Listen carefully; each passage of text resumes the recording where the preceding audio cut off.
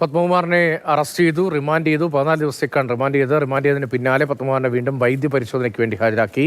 ജയിലിലേക്ക് മാറ്റുന്നതിന് മുന്നോടിയായാണ് ഈ നടപടിക്രമത്തിന്റെ ഭാഗമായുള്ള വൈദ്യപരിശോധന. പ്രതികരിക്കാനില്ല എന്തായിരുന്നു വൈദ്യപരിശോധനയ്ക്ക് ശേഷം പത്മകുമാർ മാതൃഭൂമി ന്യൂസിനോട് പറഞ്ഞത്. പത്മകുമാർ എന്തെങ്കിലും പറയാനുണ്ടോ? എന്താ പറയാനുള്ളത്?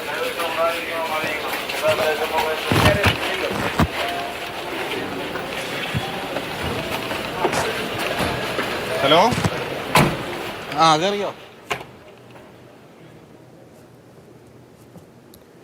AK സ്റ്റെഫിൻ വിവരങ്ങളുമായി നമുക്കൊപ്പം ചേരുന്നുണ്ട്. സ്റ്റെഫിൻ, എന്തെങ്കിലും പറയാനുണ്ടോ എന്ന് ചോദിക്കുമ്പോൾ മൗനമാണ് മറുപടി. വാദങ്ങളെല്ലാം പൊളിയുകയാണ്. CPM-ന്റെ സംസ്ഥാനത്തെ ഏറ്റവും തലമുതിർന്ന നേതാക്കളിൽ ഒരാളാണ്. CPM-ന്റെ നോമിനിയായി ദേവസ്വം ബോർഡ് പ്രസിഡന്റായ ആളാണ്. ഇപ്പോൾ N വാസുവിന് പിന്നാലെ, വാസുവും പഴയ CPM നേതാവായിരുന്നു, CPM-ന്റെ തണലിൽ തന്നെ ദേവസ്വം കമ്മീഷണറും പ്രസിഡന്റും ഒക്കെ ആയ ആളാണ്. അതിന് പിന്നാലെ പത്മകുമാറിലേക്ക് അറസ്റ്റ് എത്തുമ്പോൾ ഏതെങ്കിലും തരത്തിൽ ഡിഫെൻഡ് ചെയ്യപ്പെടുന്നുണ്ടോ?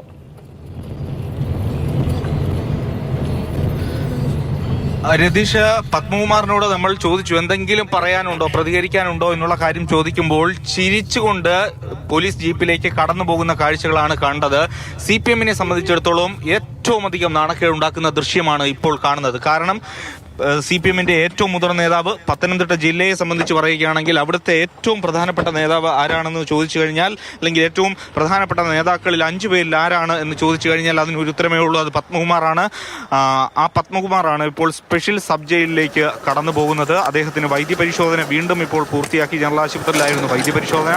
ആ വൈദ്യപരിശോധന പൂർത്തിയാക്കി ഇറങ്ങുമ്പോഴായിരുന്നു നമ്മൾ ആ ചോദ്യം ചോദിച്ചത്. എന്തെങ്കിലും പ്രതികരണമുണ്ടോ എന്ന് ചോദിക്കുമ്പോൾ പ്രതികരണമില്ല എന്നുള്ളത് അറിയിച്ച് ഇപ്പോൾ ഏതായാലും അദ്ദേഹം സബ് ജയിലിന്റെ അകത്തേക്ക് പ്രവേശിച്ചിട്ടുണ്ട്. ഒട്ടേറെ പോലീസ് സന്നാഹം ഇവിടെ ഒരുക്കിയിരുന്നു. പോലീസ് ഉദ്യോഗസ്ഥരെ ഇവിടെ പ്രത്യേകമായ സുരക്ഷയ്ക്ക് വേണ്ടി നിയോഗിച്ചിരുന്നു. അതെല്ലാം കഴിഞ്ഞ് ഇപ്പോൾ ഏതായാലും നടപടിക്രമങ്ങൾ പൂർത്തിയാക്കി സ്പെഷ്യൽ സബ് ജയിലിലേക്ക് പത്മകുമാറിനെ എത്തിച്ചിരിക്കുകയാണ്. നമുക്കറിയാം, നേരത്തെ രതീഷ് സൂചിപ്പിച്ചതുപോലെ തന്നെ CPM-നെ സംബന്ധിച്ചിടത്തോളം വലിയൊരു പ്രതിരോധത്തിൽ നിൽക്കുന്ന ഒരു സമയം കൂടിയാണ് ഇത്. കാരണം നാളെ സെക്രട്ടേറിയറ്റ് യോഗമുണ്ട്, ഇനി വരുന്ന തദ്ദേശ തെരഞ്ഞെടുപ്പ് വരാനിരിക്കുന്നു. ആ ഘട്ടത്തിലാണ് ഇപ്പോൾ ഒരു വലിയ പ്രതിസന്ധി പാർട്ടിയെ സംബന്ധിച്ചിടത്തോളം ഉണ്ടായിരിക്കുന്നത്. കാരണം അവരുടെ ഏറ്റവും തലമുതിർന്ന നേതാവിനെ, MLA ആയിരുന്ന, അതോടൊപ്പം തന്നെ ദേവസ്വം ബോർഡ് പ്രസിഡന്റായിരുന്ന, ഏറെക്കാലം പാർട്ടിയുടെ ജില്ലാ സെക്രട്ടറിയും ജില്ലാ കമ്മിറ്റിയിലും ഉണ്ടായിരുന്ന നേതാവിനെയാണ് ഇത്തരത്തിൽ പുറത്തേക്ക് ജയിലിലേക്ക് ആകുന്നത്. അതുകൊണ്ട് തന്നെ അത്യന്തം ഗൗരവത്തോടു കൂടി CPM-ഉം ഈ വിഷയത്തെ തുടർന്ന് സമീപിക്കുമെന്നുള്ളതാണ് മനസ്സിലാക്കാൻ കഴിയുന്നത്. മുദ്രാവാക്യം വിളിച്ചതിനോ അല്ലെങ്കിൽ മറ്റു രാഷ്ട്രീയ കാരണങ്ങളാലോ ഉള്ള അറസ്റ്റല്ലോ. ശബരിമലയിലെ സ്വർണം കവർ ചെയ്തു, മോഷ്ടിച്ചു, മോഷണമാണല്ലോ, മോഷണത്തിനാണല്ലോ ഇവരൊക്കെ ഇപ്പോൾ അറസ്റ്റിലേക്ക് പോകുന്നത്. അപ്പോൾ അങ്ങനെ ഡിഫെൻഡ് ചെയ്യാൻ അത്ര എളുപ്പവുമല്ല. പക്ഷേ വേണമെങ്കിൽ സാങ്കേതികമായി, ഇന്ന് MP ഗോവിന്ദൻ പറഞ്ഞ പോലെ സാങ്കേതികമായി കുറ്റവാളി എന്നത് അത് കോടതി അന്തിമ തീർപ്പ് ആക്കിയതിനു ശേഷമല്ലേ പറയാൻ കഴിയൂ എന്ന വാദത്തിനപ്പുറത്തേക്കൊന്നും പറയാനില്ലല്ലോ അല്ലേ ഇപ്പോൾ?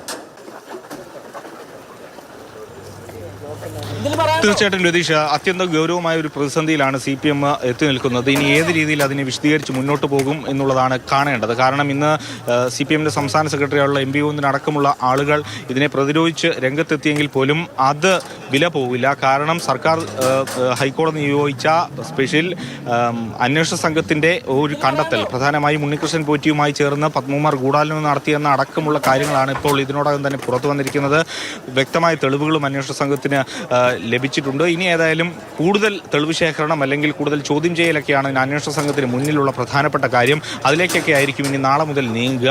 ഇപ്പോൾ പത്മകുമാറിനെ 14 ദിവസത്തേക്ക് റിമാൻഡ് ചെയ്തെങ്കിൽ പോലും ഇനി കസ്റ്റഡി അപേക്ഷ നൽകും. കസ്റ്റഡിയിൽ വാങ്ങി കൂടുതൽ ചോദ്യം ചെയ്യൽ നടത്തുമെന്നുള്ളതാണ് നമുക്ക് മനസ്സിലാക്കാൻ കഴിയുന്നത്. കാരണം ഇപ്പോൾ ഏതായാലും ഇപ്പോൾ അറസ്റ്റിലായിരിക്കുന്ന ആളുകളിൽ നിന്നും കൃത്യമായ വിവരങ്ങൾ, കൃത്യമായ തെളിവുകൾ പത്മകുമാറിനെതിരെ മൊഴികളടക്കം ലഭിച്ചിട്ടുണ്ട്.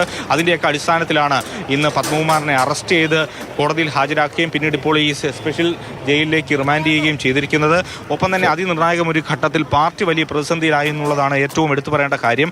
കാരണം തദ്ദേശ തെരഞ്ഞെടുപ്പ് പടിവാതിൽക്കൽ നിൽക്കുമ്പോഴാണ് ഇത്തരത്തിൽ പാർട്ടിക്ക് ന്യായീകരിക്കാൻ കഴിയാത്ത, വാദിക്കാൻ കഴിയാത്ത ഒരു പ്രതിസന്ധിയിലേക്ക് പാർട്ടിയിലെ ഏറ്റവും പ്രധാനപ്പെട്ട നേതാവ്, മുഖ്യമന്ത്രി അടക്കമുള്ള ആളുകളുമായി ഏറെ അടുപ്പമുള്ള നേതാവ് ജയിലിലാകുന്നത്. രതീഷ്, ശരി, ഇപ്പോൾ സമയം രാത്രി 10:10 ഈ സമയത്താണ് വലിയ ആഘാതം CPM-ന് ഉണ്ടാക്കുന്ന തരത്തിൽ പത്മകുമാറിനെ ജയിലിലേക്ക് അയക്കുന്ന ദൃശ്യങ്ങൾ പുറത്തു വരുന്നത്. സ്വാഭാവികമായും വളരെ സാങ്കേതികമായി ഇതിപ്പോൾ അറസ്റ്റ് മാത്രമാണല്ലോ, റിമാൻഡ് മാത്രമാണല്ലോ എന്നൊക്കെ പറയാമെങ്കിലും തദ്ദേശ തെരഞ്ഞെടുപ്പ് കാലത്ത് ശബരിമലയുമായി ബന്ധപ്പെട്ട് പ്രത്യേകിച്ച് ശബരിമല മണ്ഡല മകരവിളക്ക് മഹോത്സവത്തിന് തുടക്കമായ സമയത്ത് മുൻ ദേവസ്വം ബോർഡ് പ്രസിഡന്റ്, മുൻ MLA, CPMന്റെ തലമുതിർന്ന സംസ്ഥാനത്തെ നേതാക്കളിൽ ഒരാൾ ജയിലിലേക്ക് പോകേണ്ടി വരുന്നു. അതും സ്വർണ്ണ മോഷണ കേസിലാണ് എന്ന് പറയുമ്പോഴാണ് അതിൻ്റെ ഗൗരവം വളരെ വലുതായി നിൽക്കുന്നത്. സർക്കാരിന് പോലും ഇതുവരെയും ഡിഫെൻഡ് ചെയ്യാൻ കഴിയാത്തൊരു പൊസിഷനിലാണ് ഇപ്പോൾ ഉള്ളത്. എന്താണ് യാഥാർത്ഥ്യം?